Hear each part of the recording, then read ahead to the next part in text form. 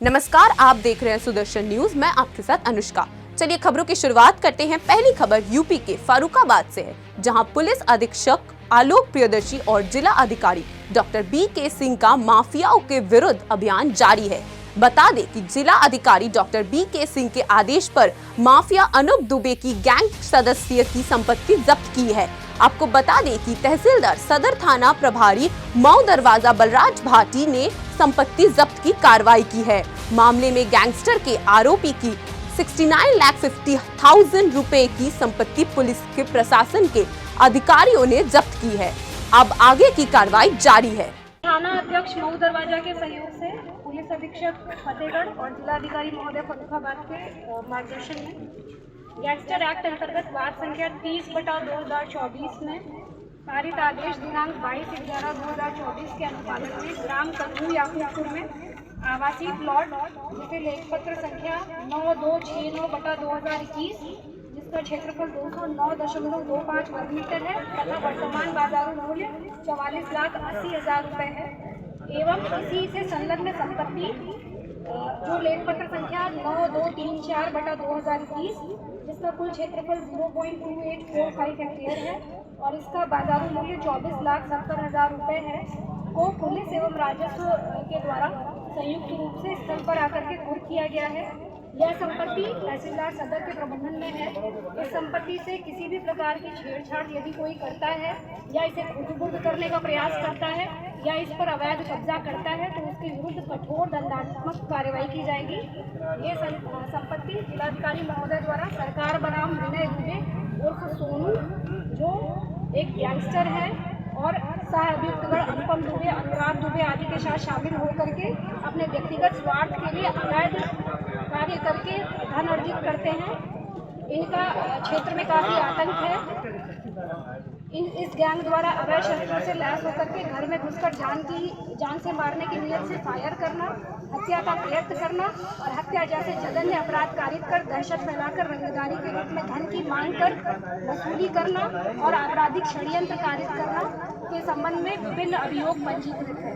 सभी को सूचित किया जाता है कि इस भवन की संपत्ति में किसी भी प्रकार की छेड़छाड़ के संबंध में तत्काल सूचना थानाध्यक्ष मऊ दरवाजा अथवा तहसीलदार सदर को देना सुनिश्चित करें। संबल में हुई हिंसा एवं वक्फ बोर्ड के लेकर साध्वी प्राची का बड़ा बयान सामने आया है, जहां मुजफ्फरनगर पहुंची विश्व हिंदू परिषद की फायर ब्रांड नेता साध्वी प्राची ने संबल में हुई हिंसा को लेकर बड़ा बयान दिया है और कहा कि चंद मिनटों में हजारों की संख्या में जिहादियों की भीड़ कैसे इकट्ठा हुई वह बड़ा सवाल है, जिसमें कई पुलिसकर्मी घायल हुए हैं।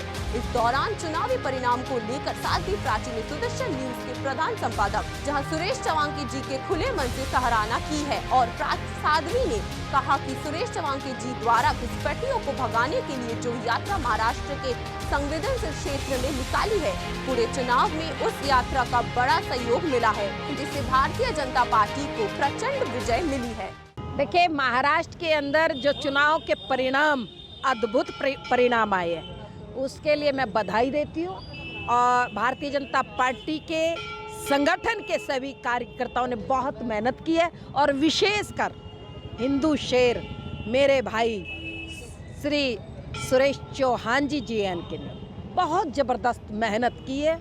घुसपैठियों के खिलाफ जो उन्होंने एक यात्रा निकाली, हिंदुस्तान का जो हक वो खा रहे हैं, हिंदुओं का हक खा रहे हैं, उनके खिलाफ जो ये यात्रा निकाली, ये बड़ी सराहनीय उनका कदम था और बहुत बड़ी विशाल यात्रा को उन्होंने जो निकाला है, बहुत अच्छा सहयोग भी मिला है और मैं बहुत बहुत बधाई देती हूँ भाई सुरेश चौहान जी को कि उन्होंने इतना बड़ा कार्य किया है। यूपी के प्रयागराज में इबादतगंज से मानिकपुर तक 84 किलोमीटर लंबी तीसरी रेल लाइन परियोजना की मंजूरी मिलने के बाद मंगलवार को रेल मंत्री अश्विनी वैष्णव ने DRM कार्यालय समागर में आयोजित वर्चुअल पत्रकार वार्ता में इस परियोजना को विस्तार से बताया, जहां उन्होंने कहा कि प्रयागराज मुंबई रूट पर तीसरी रेल लाइन बिछाने से पहले रेलवे ने बड़ी ब्रिज के निर्माण की योजना बनाई है। देखिए, कैबिनेट ने अभी आज 3 रेलवे के मेजर प्रोजेक्ट थे जिनका अप्रूवल किया है, जिसमें जो NCR से संबंधित है वो है मानिकपुर से प्रयागराज के बीच में 3rd लाइन। जो कि अभी हमारी ऑलरेडी डबल लाइन है, उसमें थर्ड लाइन सैंक्शन किया है। अगर देखा जाए तो मेजर रूप से ये पार्ट है प्रयागराज से बॉम्बे की जो कनेक्टिविटी है उसको स्मूथ करने का। तो इसमें इसके अलावा जो बाकी 2 प्रोजेक्ट हैं वो मनमाड़ से जलगांव और भुसावल से खंडवा, वहाँ ये 4th लाइन के प्रोजेक्ट है। और जो ये मानिकपुर से इरादतगंज का पोर्शन है ये 3rd लाइन हो जाएगा। इसके कारण हमारा जो प्रयागराज से एक तरह से मुंबई का जो पूरा रूट है उसकी कनेक्टिविटी बहुत स्मूथ हो जाएगी। और हमारी जो अभी यहाँ पे जो लाइन कैपेसिटी है अभी करीब 131 है, जो कि जिसके कारण यहाँ पे गाड़ियों का डिटेंशन होता है, जो है क्योंकि इसमें सेक्शन में कंजेशन है, वो हमारा कंजेशन जो है स्मूथ होगा, यहाँ पे मूवमेंट फास्टर हो जाएगा। यूपी के बस्ती में सामूहिक विवाह योजना में सरकार की छवि धूमिल करते हुए अब अधिकारी नजर आ रहे हैं। आपको बता दें कि दुल्हा दुल्हन के सामान में हेराफेरी की गई है, वहीं असली की जगह नकली सामान बांटा गया। इसको लेकर हिंदूवादी नेता अखिलेश सिंह ने समाज कल्याण अधिकारी पर आरोप लगाया। कहा कि समाज कल्याण अधिकारी ने सरकार की योजना को बदनाम कर रहे हैं। सामूहिक विवाह में दुल्हन को मिलने वाला सामान भी नकली होने का आरोप लगाया। साथ ही कहा कि सामूहिक विवाह में मिलने वाला सामान भी पूरा नहीं है, जहां कमीशन को चक्कर में सामूहिक विवाह जैसी योजनाएं बदनाम हो रही है। आपको बता दें कि मुख्यमंत्री योगी आदित्यनाथ ने गरीबों के लिए ये योजना जारी की है। हम लोग सुने कि माननीय महाराज जी मुख्यमंत्री योगी आदित्यनाथ जी महाराज जी के द्वारा करीब 1100 गरीब बेटियों की शादी करवाई जा रही है। हम लोग भी बहुत प्रफुल्लित थे, लेकिन हम लोगों को सूचना मिला कि यहाँ के ठेकेदार और समाज कल्याण अधिकारी के मिलीभगत से एक गरीब बेटियों के साथ लूट और छलावा करने का कार्य किया जा रहा है। जो सामान उनको शासन से ब्रांडेड और ओरिजिनल देने को आए थे वो सारे सामान नकली दिए जा रहे हैं। हमने कई बेटियों का पायल चेक किया, इसमें पायल में कोई मोहर ही नहीं है, देखने से एकदम गिलट लग रहा है। चेक होने को गया है और वो उसमें 40% चांदी बता रहे हैं। इनका जो सूटकेस है वो ब्रांडेड होना चाहिए था, वो भी नकली है। 250, 300, 400 रुपए का वो बैग अटैची दे रहे हैं। और जितने भी सामान है अभी मीडिया के माध्यम से सब देखा गया है, सारे सामान कहीं ना कहीं नकली है, नंबर 2 के सामान है। और एक बहुत बड़े स्तर पे जो है कि 1100 बेटियों का जो विवाह हो रहा है उसमें बहुत बड़े स्तर का घोटाला समाज कल्याण अधिकारी और ठेकेदार के भगत से हो रहा है। कितने का घोटाला आपको समझ में आ रहा है, क्योंकि बड़ी संख्या है शादियों की? देखिए, इसमें अगर ढंग से जांच कराई जाएगी तो 1 करोड़ों का घोटाला इसमें निकल के आएगा। और जिस प्रकार से सामान दिया जा रहा है, सारे सामान का अगर मूल्यांकन किया जाए तो 2 से 3 हज़ार के अंदर में सारे सामान नकली सामान है, कोई उसको यूज नहीं कर सकता है। लोग उस तरीके का सामान पूजा पाठ में भी नहीं यूज करते, बहुत गंदा सामान है। कितना पैसा जो मतलब निकाला गया है टेंडर के नाम पे, कितने का है और सामान का क्या मूल्य है, इसका कुछ अंदाजा है? देखिए, एक पत्रिका एक दूल्हा दुल्हन को 10,000 रुपये का सामान देना था और सामान सब मिला के ज़्यादा 2-2.5 हज़ार रुपये का होगा। एक बड़ा घोटाला है और इसमें जो बेटियां हैं उसमें बहुत आक्रोश है और सब बहुत नाराज हैं। कहीं ना कहीं उनके साथ छलावा हो रहा है और कहीं ना कहीं योगी सरकार को बदनाम करने की एक बहुत बड़ी साजिश है। शिकायत की है आपने उच्च अधिकारी? जी, अभी डीएम साहब से मुलाकात हुई है, उनसे हमारी वार्ता हुई है। उन्होंने कहा है कि मामले की हम जाँच करवा के दोषियों पर कार्रवाई करेंगे। शादी के नाम पे?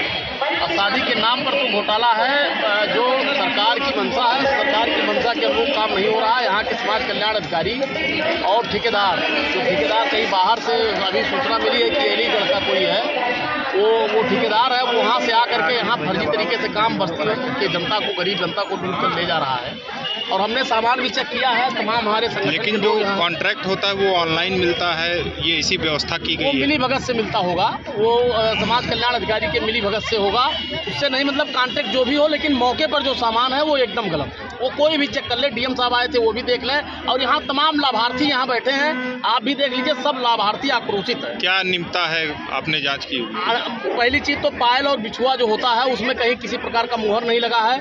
कुछ लाभार्थी गए स्वयं चेक कराए तो उनको पता चला कि 40%, 30% इसमें वो है, मतलब नकली है। नकली पायल दिया गया। दूसरी चीज ये है कि जो उसमें बैग देना था उसमें लिखा है ब्रांडेड ट्रॉली बैग देना है, लेकिन वो लगभग 50% का तो चयन अभी से फेल है, एकदम खराब क्वालिटी का है। इतने बड़े बड़े तेल दिए गए हैं, पाँच मैंने कुल मिला जुला करके 2-2.5 हज़ार का सामान नहीं हुआ। तो कहने का मतलब ये है कि इतने बड़े स्तर पर घोटाला नहीं होना चाहिए। जिस तरीके से ठेकेदार और समाज कल्याण अधिकारी मिल करके घोटाला कर रहे हैं, ये हम लोगों का यहाँ आप लोगों के माध्यम से मैं कहना चाहता हूँ उच्च अधिकारियों से कि ऐसा जो है उनके ऊपर कार्रवाई हो कि भविष्य में ऐसी दुर्घटना ना हो। शिकायत की आप लोगों ने? हाँ, डीएम साहब अभी आए थे, डीएम साहब से हम लोगों ने शिकायत किया, डीएम साहब ने कहा इसकी जांच करा करके उस पर कार्रवाई की जाएगी। यहाँ पर शादी हो रही है कि बर्बादी हो रही है, ये बताइए। ये देखने से बर्बादी लग रहा है, क्योंकि मैं जिला पंचायत से प्रतिनिधि हूँ। जिला पंचायत क्षेत्र से प्रभारी आए थे, उन्होंने हमको सूचना दिया कि हमको जो सामान मिला जाए दिया है, कोई क्वालिटी नहीं है। हम लोग यहाँ आकर जब चेक किए तो पता चला कि ट्रॉली बैग, पहले हम देखते ट्रॉली बैग का चैन आधी से फेल है, तो निश्चित रूप से होता है 50-60 रुपये ट्रॉली बैग है। उसमें हम लोग जब देखे कि सबसे महंगा सामान चांदी का है, तो उसमें हम लोग जो लाभार्थी जो गए चलाने होता है कि 40% चांदी है। 40% का मतलब क्या होता है? नकली आभूषण दिया गया है? नकली आभूषण दिया गया है, जबकि 70% होना चाहिए था। तो रेशियो शासन ने तय किया है, रेशियो पे बिल्कुल बिक्री थी। जो भी सामान है घटिया क्वालिटी का है, जबकि इसमें सारे सामान को स्टैंडर्ड देना चाहिए, ऐसा नहीं थी। इनके ऊपर कार्रवाई होनी चाहिए। सामान करने की साजिश है, साजिश को नाकाम होना चाहिए और समाज कल्याण अधिकारी के ऊपर और यहाँ ठेकेदार के ऊपर मुकदमा दर्ज होना चाहिए। यूपी के प्रयागराज में चिकित्सालय बीमार पड़ता नजर आ रहा है। बता दें कि गांव के लोगों को इलाज के लिए डॉक्टर नहीं मिल रहा है, जहां लाखों की लागत से बनी 12 बेड की राजकीय महिला चिकित्सालय में डॉक्टर एवं स्टाफ का अभाव में आज भी धूल फांक रही है। वहीं गांव के लोगों ने अपनी निजी जमीन इसलिए दिया कि अस्पताल बनने से गांव के लोगों को घर में ही इलाज मिलेगा, तो वहीं सरकार ने लाखों रुपए बिल्डिंग बनाने में खर्च कर दिए, लेकिन जिम्मेदारों ने सरकार धन का दुरुपयोग करते हुए नुकसान कर दिया है। अच्छा, जयप्रकाश त्रिपाठी जी, ये अस्पताल जो है आपके यहाँ बनी है, कितने साल पुरानी बनी है? ये लगभग 2002 में। कितने सालों तक ये चली? 3 साल तक चली है। हफ्ते में 3 दिन, हफ्ते में 1 दिन चलती थी, महीने में 3 दिन। आज की क्या स्थिति है? आज की स्थिति में कोई यहाँ नहीं आ रहा है, मरीज सब परेशान हैं। यहाँ से 25 किलोमीटर दूर जाते हैं, कोई बीच में ही गड़बड़ हो जाता है, कोई कुछ वहाँ तक नहीं पहुँच पाते हैं। यही करें। तो इसमें आप लोगों ने प्रयास नहीं किया कि क्यों बंद कर दिया? प्रयास हम लोग बहुत किए हैं। एसडीएम के पास धरना दिए, धरना प्रदर्शन 12 में किए हैं, वहाँ भी आश्वासन दिया गया कि हाँ चलेगा। फिर आए हैं, हफ्ते में 1 दिन बैठते थे, 1 महीना 2 महीना तक बैठे, उसके बाद फिर बंद कर दिया। सरकार स्वास्थ्य को लेकर के काफ़ी चिंतित है। गांव-गांव केंद्र बनाए जा रहे हैं कि लोगों को गांव में ही स्वास्थ्य सुविधाएं मिले, और इतना धन खर्च होने के बाद भी ये स्थिति है। हाँ, स्थिति तो है, लेकिन अब कुल मिला के जनता यहाँ है सब परेशान है। विधवा लोग वो प्रदर्शन किए, सब लोग प्रदर्शन किए, लेकिन कोई इसमें कार्रवाई नहीं हो रही है। अधीक्षक से कभी मिले नहीं आप लोग? नहीं, गए हैं, हमारे गांव के गए हैं, कई लोग मिले हैं, आश्वासन दिए हैं कि हाँ चलेगा, भी पर नहीं चला। कितने दिन हो गए मिले? अरे 1 हफ्ता 3 हफ्ता में हमेशा 1 महीना का लगभग हो गया है। 1 महीना। कितने सालों से बंद है? जब से चला है 3 साल चला, नहीं बंद ही चल रहा है। 2000 से लेकर ना 2000 से लेकर आज तक ये बंद ही चल रहा है। 3 साल तक चला है, 3 साल के बाद फिर बंद हो गया। फिर धरना प्रदर्शन किया गया, तो हफ्ते महीने में 2 बार 3 बार खोल देते थे, वो भी बंद हो गया। मतलब 2024 ये समाप्त होने जा रहा है। 25 की तस्वीर कुछ महीने में ही, अगले महीने से सामने आएगी, और 2000 में ये चला है। लगभग 24 साल का एक लंबा समय बीत गया। तो 3 साल, यानी कि अगर देखा जाए तो 21 सालों से ये बंद चल रहा है। 21 साल बंद चल रहा है पूरा। तो ये तो बड़ी दिक्कत होती होगी यहाँ के लोगों को। बहुत दिक्कत, बहुत ऐसे केस हुए कि बीच में उनका बच्चा ख़त्म हो गया, नहीं पहुँच पाए हैं, कोई इलाज नहीं हो पा रहा है। अच्छा, हमारे साथ दादाजी हैं, ये सयाने बुजुर्ग हैं, हम इनसे भी। दादाजी, आप क्या कहेंगे इसकी हालत देखकर? हम कहत थक गए, हमारे दिन या हम परेशान हैं। ये हमारे बड़े भाई हैं, कोई आता ही नहीं, जेके लग जाए तो यहाँ चलो। अच्छा, आपने जमीन इसी आशा से दी होगी कि हमारे गांव को जो है स्वास्थ्य रेवती मठ की वजह से दिए थे, उन्होंने कहा ये का फायदा होगा। नहीं, अगर फायदा न सोची तो 1 बीघा हम एमा 10 कुंटल गेहूँ धान पैदा करी थी, कहे हम सेठ का छोड़ी। अब हम तो छोड़ दिए, अब सरकार नहीं छोड़ रहा है, तो उसे कुछ लाभ हो। कोई आपने जो सोचा उस पर पानी फिर गया। हाँ, कुछ कोई ही व्यवस्था ही नहीं किया। उन्हें डॉक्टर अब का किन जाए। प्रयास किया आप लोगों ने? बहुत कुछ प्रयास किया। तो अब तस्वीर हम आगे की भी आपको दिखाने वाले हैं कि ये देखिए यहाँ व्यवस्थाएं की गई थी, बाकायदे इंटरलॉकिंग भी बनाई गई थी, गेट भी लगा है और इतनी बड़ी बिल्डिंग लगभग लाखों रुपए खर्च करके सरकार का जो धन खर्च हुआ है वो लाखों रुपए खर्च हुआ और लाखों खर्च होने के बाद आज जो बिल्डिंग है वो मृत अवस्था में पड़ी है। पूरी बिल्डिंग जो है वो जर्जर होती चली जा रही है और यहाँ के जो बुजुर्ग हैं उनसे भी हमारी बात हुई है, जिन्होंने इस आशा से ज़मीन दी है कि हमारे गांव के लोगों को स्वास्थ्य जो सेवाएं हैं वो गांव में ही मिलेंगी। ये उनका एक आशय था और ये पूरी तस्वीर दिखा रहे हैं। हम आपको अंदर भी ले चलते हैं। यहाँ पर कोई कर्मचारी वगैरह किसी को यहाँ पर देख रेख में रखा तो गया होगा, लगाया गया होगा ना। तो ये पूरा जो है पूरी स्थिति है हम आपको दिखा रहे हैं। ये यहाँ देखिए सब कुछ जो क्लियर है वो तस्वीर 0 ग्राउंड की है और ये दवा भी है, लेकिन दवा शायद ये काफी सब एक्सपायर हो चुकी है ना। सब एक्सपायर की स्थिति में ये यहाँ पर है। देखिए ये दवाइयाँ भी है और सिरिंज भी है, सब कुछ है।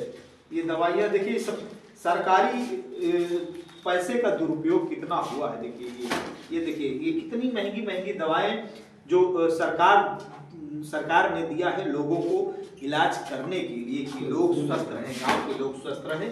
और ये पूरी तस्वीर जो है वो हम आपको दिखा रहे हैं। ये सिरप रखा है। हाँ, ये बोर्ड भी लिखा है राजकीय महिला चिकित्सालय अमिलिया शंकरगढ़ प्रयागराज और ये जमीन दान में मिली है और कितनी 1 बीघा लगभग जमीन मिली है। श्रीनाथ त्रिपाठी जी ने इसको दान में दिया है। यूपी के गाजीपुर में IS 191 गैंग के संरगना की पत्नी की 2 करोड़ की संपत्ति कुर्क की गई है। बता दें कि स्वर्गीय मुख्तार अंसारी की पत्नी आफसा अंसारी की बेनामी संपत्ति कुर्क की गई है, जहां 2 करोड़ की बेनामी संपत्ति कुर्क करके पुलिस ने जब्तीकरण की कार्रवाई की है। ISI 191 गैंग के सरगना रहे स्वर्गीय मुख्तार अंसारी गैंग की सक्रिय सहयोगी एवं उनकी पत्नी अफसा अंसारी, जो समाज विरोधी गतिविधियों में लिप्त होने के इनके ऊपर मुकदमे गैंगस्टर के कायम है। इसी गैंगस्टर अधिनियम के तहत उनकी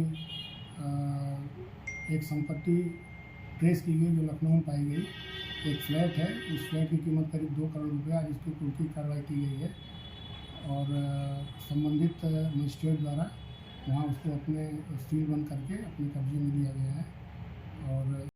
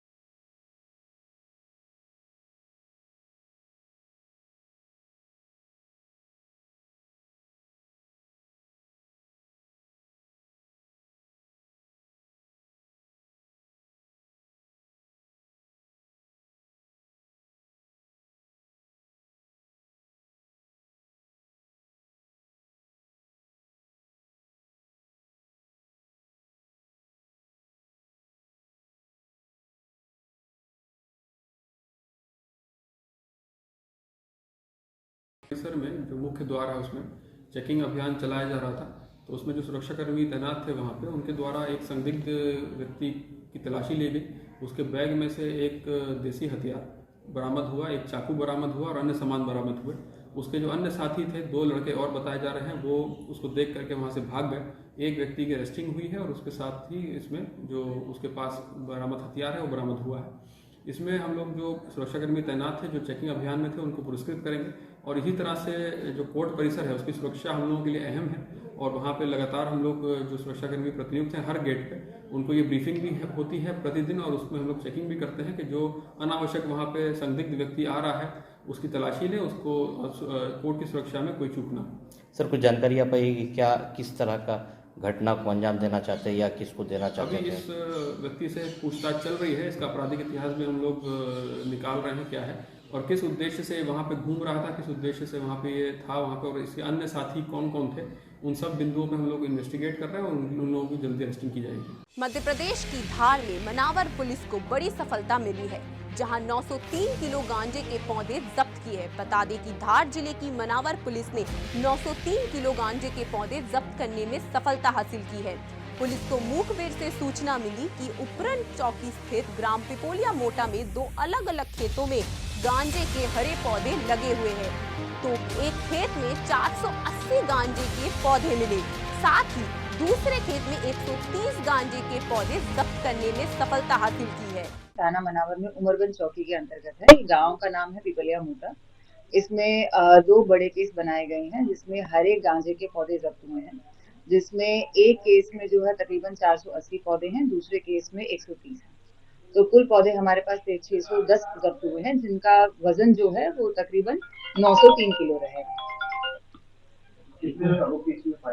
एक केस में जो है 2 आरोपी हैं और एक केस में 1 है। तीनों जो है अभी फरार है। आरोपियों के नाम है कालू सिंह, ओमकार एवं चैन सिंह। गिरफ्तारी होगी?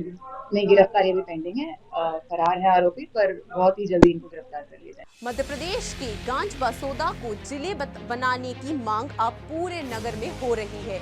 वहीं जिले की मांग को लेकर धार्मिक अनुष्ठान किया जा रहा है, साथ ही सामाजिक, धार्मिक एवं शैक्षणिक संस्थानों में भी अब मोर्चा खोल दिया है। तो वही मांग को दोहराने हुए प्रदेश के सीएम के नाम ज्ञापन स्थानीय तहसील परिषद में जाकर अधिकारियों को सौंपा है। हम सब गंज बसोदा के नागरिक हैं और डॉल्फिन और नवांकुर परिवार की हम सब शिक्षिकाएं हैं, और हम तहे दिल से चाहते हैं कि हमारा गंज बसोदा एक जिला बने, क्योंकि इससे हमारे बच्चों को और हम सबको जो नवीन अवसर प्राप्त होंगे, तो इससे हम हमारे अपना भी विकास कर पाएंगे और अपने नगर का भी विकास कर पाएंगे और अपने देश का भी विकास कर पाएंगे। तो तहे दिल से हम सब चाहते हैं कि गंज बसोदा जिला बनना चाहिए और बनकर रहेगा, यही हमारा सबका संकल्प। नेशनल लेवल पर, स्टेट लेवल पर, जिला मेरिट सूची में, स्टेट मेरिट लिस्ट में सब जगह नवांकुर, डॉल्फिन के या नगर के अन्य विद्यालयों के बच्चे होते हैं।